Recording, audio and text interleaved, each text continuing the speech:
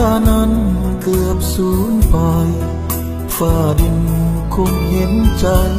จึงกลับกายคืนมาถือฝังคมมีปักลงวางข้างเอาลาเกือบจะสูญชีวา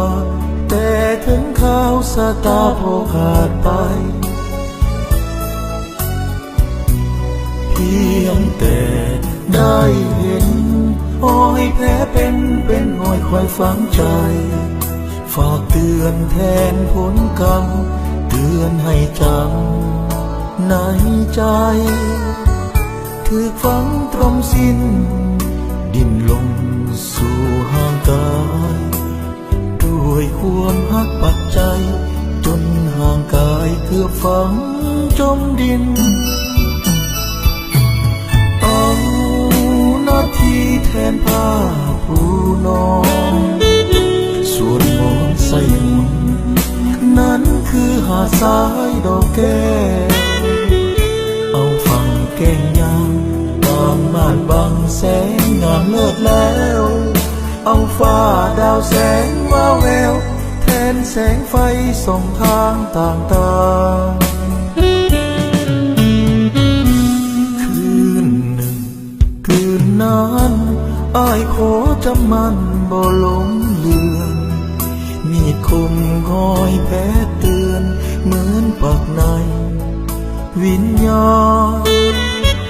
ข้าขอหอมไว้ต่อองค์เทพไทยอยู่ฟ้าอย่าได้หวนคืนมาขอกราบลาแต่เพียงนี้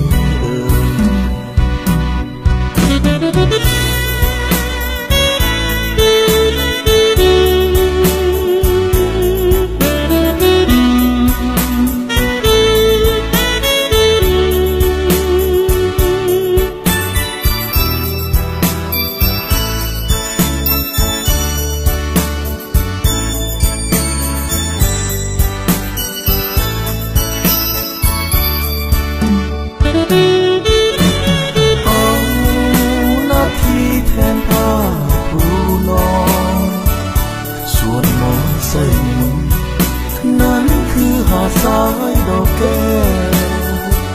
เอาฝั่งแก้งยางบางม่านบังแสงงามเลิศแล้วเอาฟ้าดาวแสงว่าแววแทนแสงไฟส่องทางต่างๆคืนหนึ่งคืนนั้นอ้ายขอจำมันบ่หลงเลือนมีดคมคอยแผลเตือนเหมือนปักในวิญญาณข้าขอหอมไว้ต่อองค์เทพไทยอยู่ฟ้าอย่าได้หวนคืนมาขอกราบลา